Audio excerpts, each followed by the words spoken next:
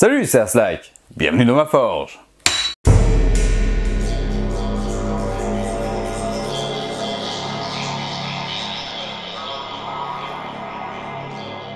Dans cette vidéo, nous allons parler d'une épée entourée de légendes et de mystères, qui encore aujourd'hui fait fantasmer les passionnés, la fameuse Wolfbert Viking.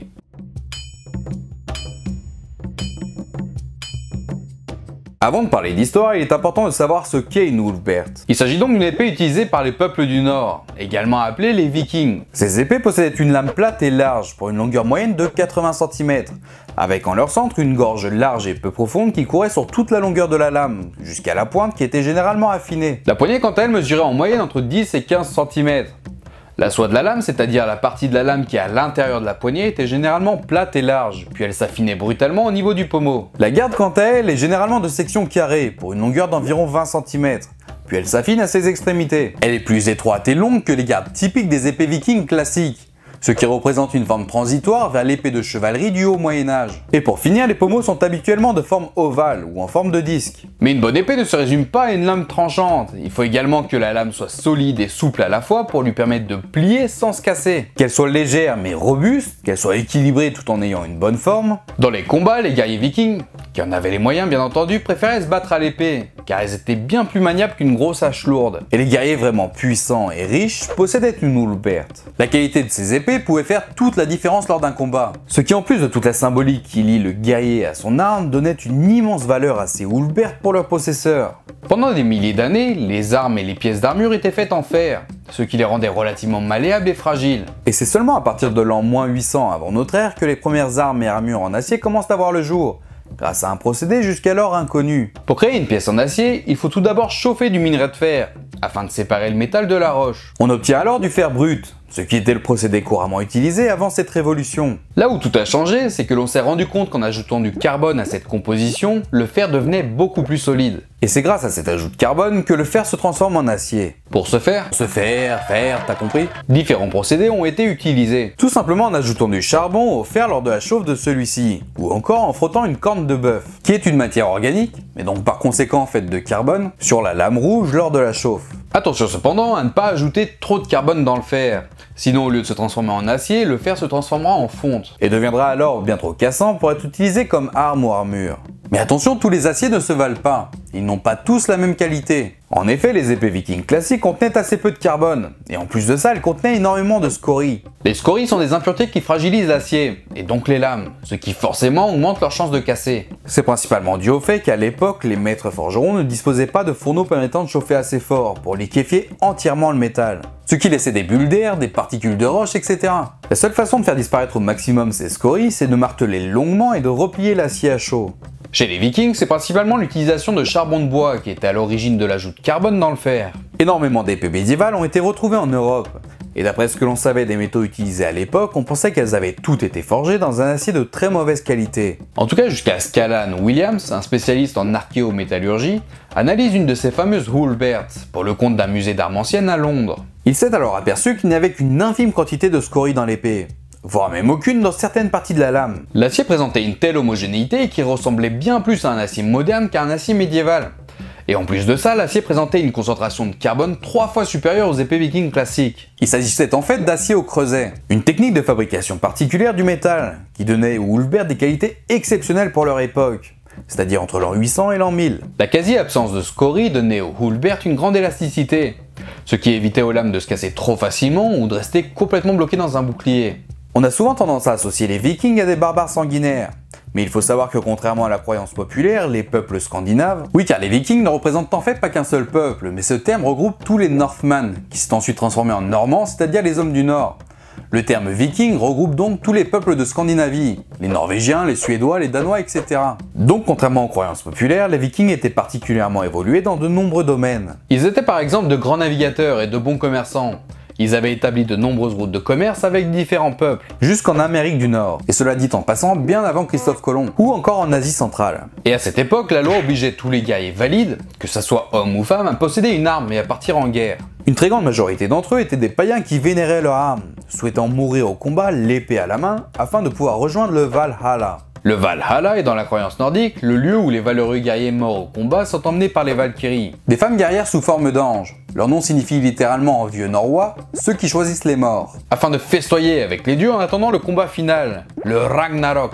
Les guerriers ayant fait leur preuve au combat, et d'ailleurs comme dans beaucoup de cultures, donnaient souvent un nom à leur arme. En ce qui concerne les peuples vikings, il s'agissait principalement de noms d'animaux ou de celui d'un ancêtre, pensant ainsi attribuer à l'arme la force de l'être en question. Donc en gros, celui qui appelle sa hache le loup pensait donner à sa hache la force du loup. Mais concernant les épées, et d'un point de vue spirituel, on ne s'arrêtait pas là. Les maîtres forgerons pouvaient utiliser des os calcinés mélangés à du charbon, pour enrichir le fer en carbone afin de le transformer en acier. S'ils se servaient des os d'un ancêtre ou d'un ours par exemple, ils pensaient ainsi pouvoir enfermer l'âme de l'ancêtre ou de l'animal directement dans l'acier, et donc ainsi pouvoir créer une épée magique, d'une puissance incommensurable. Quoi qu'il en soit, ces armes ont traversé les âges pour nous parvenir et raconter leur histoire. Et à ce jour, sur les milliers d'épées vikings retrouvées sous terre ou dans les cours d'eau, seulement 171 portent l'inscription Ulfbert, ou une variante de ce nom. La plus forte concentration de ces épées se trouve en Scandinavie, forcément, et dans la mer Baltique. Mais après plus d'un millénaire passé immergé ou enseveli, il ne reste de ces épées légendaires qu'un squelette rongé par les éléments.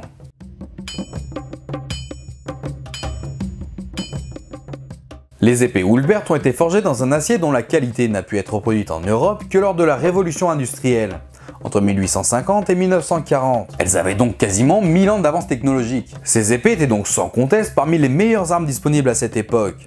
Souples et robustes de par l'absence de scories, comme je l'expliquais tout à l'heure, avec des tranchants dont la résistance était sans égale. Cependant, leur prix devait être extrêmement élevé, et seuls les rois, les jarls ou les guerriers les plus riches pouvaient se permettre d'en posséder. D'où certainement le fait que l'on en ait retrouvé si peu. Cependant, la technique de l'acier au creuset ne vient pas des Vikings, ni même d'Europe. Ce métal ne semblait même pas exister en Europe avant la révolution industrielle.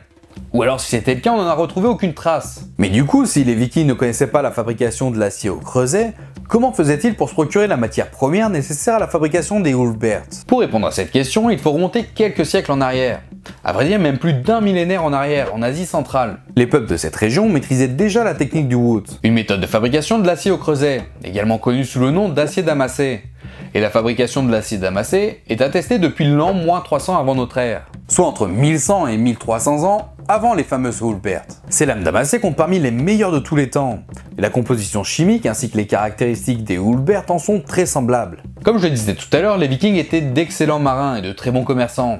Il est donc très fortement probable que des lingots d'acier au creuset d'excellente qualité aient été importés d'Orient, probablement de Perse, d'Iran, d'Afghanistan ou encore d'Inde, afin de servir à la fabrication des Ulfbert en Scandinavie. Ce qui est certain, c'est qu'à cette époque, il y avait une route de commerce bien établie, qu'utilisaient régulièrement les Vikings entre le 9e et le 10e siècle, qui partait de la mer Baltique jusqu'à la Perse via le fleuve Volga. Cette route fluviale est d'ailleurs appelée route de la Volga. Mais l'utilisation de cette route par les Scandinaves a commencé à décliner à partir du 11e siècle, suite au blocage par les Russes des échanges entre ces régions et les Vikings. Ce qui correspond à la fin de fabrication des Ulfbert, probablement par manque de matières premières. Des observations de morceaux d'acier à haute teneur en carbone, comme celui des Ulfbert, fondus mais non façonnés, ont été effectués en Angleterre, dans le Southampton. Il est probable que ces lingots d'acier aient été achetés à des commerçants, peut-être même des commerçants vikings, dans le but d'être produits à grande échelle. Mais que les forgerons de cette région n'aient pas eu la maîtrise nécessaire pour reproduire cet acier exceptionnel.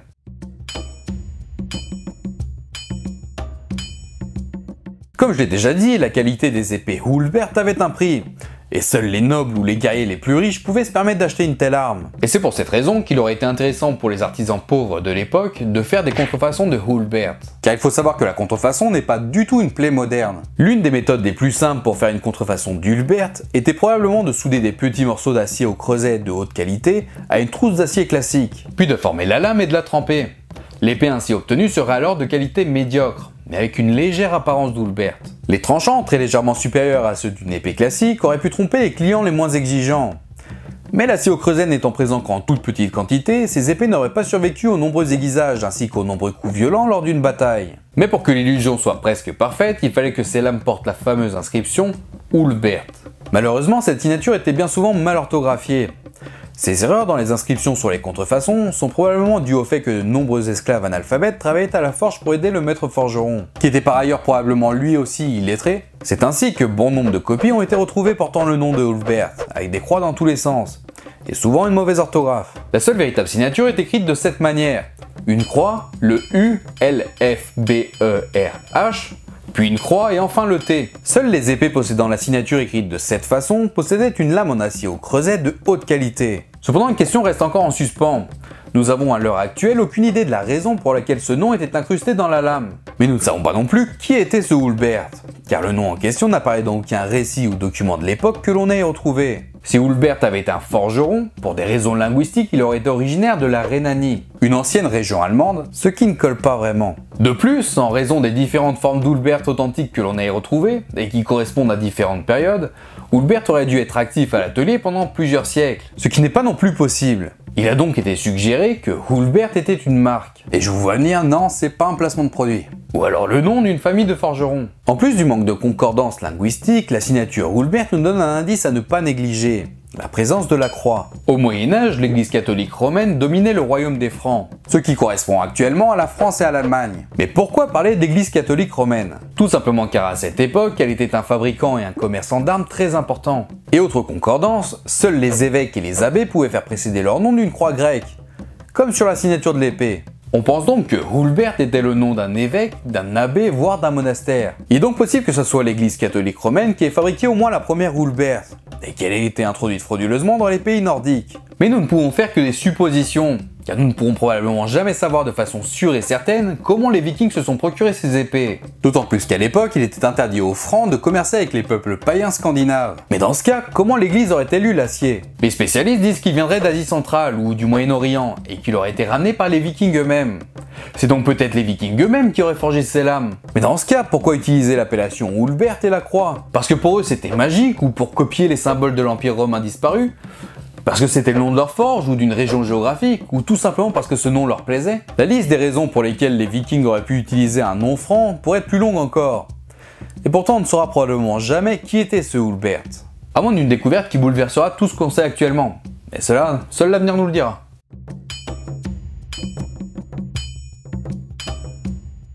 En 2011, dans l'état du Wisconsin, aux États-Unis, un forgeron nommé Richard Führer s'est lancé le défi de reforger une Hulbert avec les techniques utilisées à l'époque. Malgré le fait que les secrets de fabrication de ces épées aient disparu, il y a de ça près d'un millénaire. Après avoir fait un plan à l'échelle 1, c'est-à-dire grandeur nature, de la lame qu'il souhaite réaliser, il a pris la route pour aller examiner les nombreux restes d'épées qui sont gardés dans les musées. L'objectif était de déterminer les proportions de minerais et les techniques de chauffe les plus adaptées pour essayer d'envisager un processus de transformation. Après avoir estimé la meilleure technique de chauffe disponible à cette époque, et calculé les bonnes proportions de minerais pour obtenir une épée de la qualité des Hulbert d'il y a 1000 ans, il a enfermé le mélange dans un creuset fermé hermétiquement avec de l'argile, pour éviter que la pollution extérieure déséquilibre les proportions qu'il avait précisément calculées. Richard Führer a ensuite construit un four à l'aide de briques scellées avec de l'argile. Ce fourneau lui a été inspiré par une découverte archéologique faite en Asie centrale. Et si vous suivez un peu, vous vous souviendrez que c'est de cette région du globe que provenait très probablement l'acier qui a servi à fabriquer les Hulbert authentiques. Il a ensuite utilisé du charbon de bois pour le faire chauffer. Ce four peut atteindre une température de 1600 degrés, car il emmagasine beaucoup plus de chaleur que les bas fourneaux utilisés en Europe à cette époque. Pendant des heures, Richard et son assistant vont se relayer pour actionner les soufflets nécessaires à la chauffe du four. Il faut savoir qu'au Moyen-Âge, les forgerons qui fabriquaient leur propre métal faisaient souvent appel au village entier pour les aider à maintenir la chauffe dans le fourneau pendant tout le processus de transformation du minerai. Les impuretés commencent alors doucement à se séparer du métal liquide en arrivant à une température d'environ 1500 degrés. Richard finit alors après de nombreuses heures de chauffe par obtenir un lingot d'acier pur, sans scorie. Il va ensuite le marteler délicatement pour ne pas le casser, car en fondant l'acier au creuset se compacte de façon très anarchique. Et la difficulté pour le forgeron sera alors de faire en sorte que les molécules d'acier se réorganisent correctement. Puis après 8 heures de martelage, Richard Führer et son assistant obtiennent finalement une barre d'acier. Puis après 11 nouvelles heures de martelage, ils obtiennent une lame brute. À la suite de tout ce processus, Richard commence par affiner la pointe, puis il passe à l'incrustation du nom Hulbert. Il faut savoir qu'une telle incrustation est un énorme risque, car la lame peut s'en retrouver complètement fragilisée, et donc ainsi obliger le forgeron à recommencer son travail depuis le début. Richard a donc premièrement creusé l'acier à l'aide d'un marteau et d'un burin, puis il a façonné les lettres en fer pour les incruster dans la lame avant de faire chauffer l'ensemble. Ensuite, Richard doit creuser la gorge de la lame. Il s'agit d'une sorte de gouttière creusée au centre de la lame, qui permet de forger des épées plus longues et plus larges, tout en gardant le même poids que des épées pleines et épaisses. La gorge agit également de la même façon qu'une poutre en I, c'est-à-dire qu'une quantité minimale de métal assure une solidité maximale. Et c'est grâce à cette méthode qu'à l'époque les épées ne font que s'allonger. Et pourtant leur poids n'augmente pas, elles pèsent en moyenne environ 900 grammes, soit à peu près le poids d'une batte de baseball. Même si rien ne permet de prouver que les forgerons de l'époque aient trempé l'acier des lames Hulbert, il est probable que c'est été le cas. Richard prend donc la décision de le faire. Mais qu'est-ce que la trempe précisément? Cette étape consiste à faire chauffer la lame jusqu'à une certaine température, puis de la refroidir brutalement dans de l'eau ou de l'huile. Cette action permet de durcir l'acier, mais le rend également très cassant. Il faut donc ensuite effectuer un revenu pour redonner un peu de souplesse à la lame. La légende raconte que les forgerons d'autrefois trempaient leurs lames dans du sang de dragon. Moi perso, je préfère tremper mes lames dans du sang de cyclope. C'est moins cher à se procurer. Si la trempe permet de durcir la lame, elle présente également un risque. Si l'épée est de mauvaise qualité ou qu'elle présente des défauts, le choc thermique brutal pourrait alors casser net le métal, et tout serait à recommencer. Richard va ensuite polir la lame à la main pendant de très nombreuses heures, avant de passer un mordant à l'endroit où il a incrusté la signature Wolfbert. Le mordant est un acide qui va ronger les métaux en surface. Le fer de l'inscription et l'acier de la lame vont alors réagir différemment à cette attaque acide, ce qui permettra de faire apparaître la signature par un jeu de contraste. Puis Richard Führer finira par l'aiguisage de la lame, et c'est ainsi que ce travail colossal se termine grâce aux compétences acquises pendant toute une vie de forge.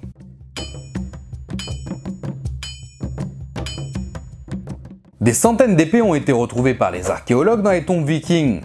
Il ne s'agit pas d'Ulfbert mais d'épées vikings dites classiques. Ces épées étaient tordues, enroulées sur elles-mêmes. Ce phénomène est longtemps resté une énigme, puis les archéologues se sont finalement mis d'accord, grâce à leurs recherches, comme quoi il s'agissait d'un rituel post-mortem. Quand un guerrier tombait au combat, les vainqueurs faisaient en sorte d'échapper à sa colère dans l'au-delà.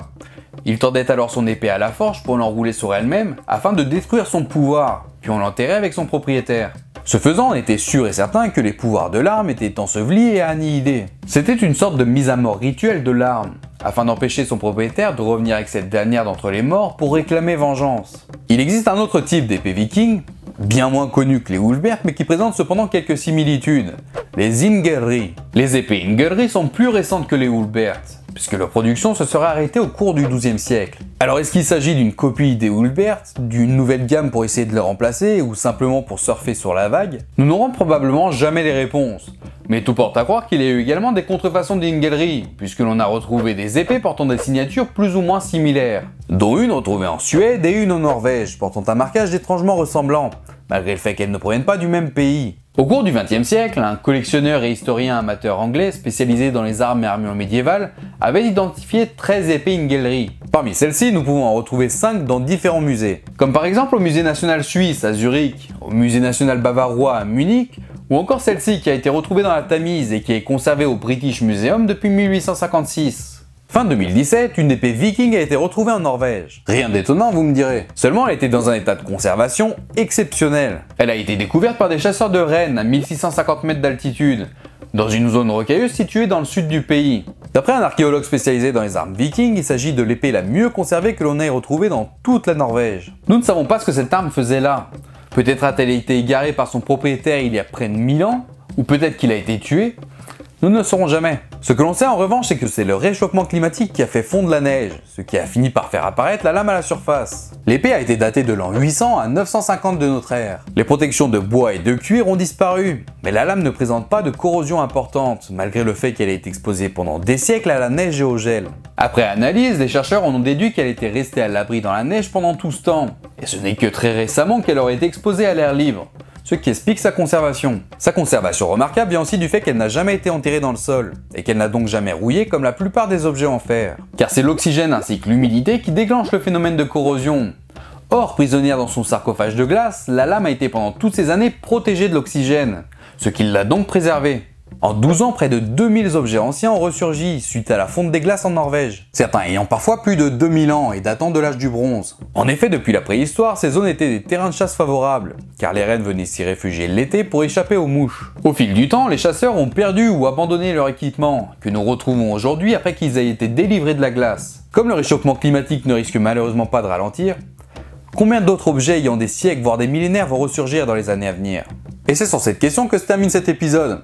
Je vous laisse en débattre dans les commentaires et n'hésitez pas à me donner votre avis, ça m'intéresse. J'espère que cette vidéo vous aura plu. N'oubliez pas de vous abonner si ce n'est pas encore fait et d'activer cette fameuse petite cloche pour louper aucune des prochaines vidéos. J'en profite aussi pour vous dire que si vous souhaitez un couteau unique, sur mesure, n'hésitez pas à me contacter via le site de la Forge d'Aslak, je vous mets le lien dans la description. Sinon, vous pouvez également me suivre sur Facebook, Twitter et Instagram. Puis nous, on se retrouve dans 2 semaines, le vendredi à 18 h pour une nouvelle vidéo. Salut!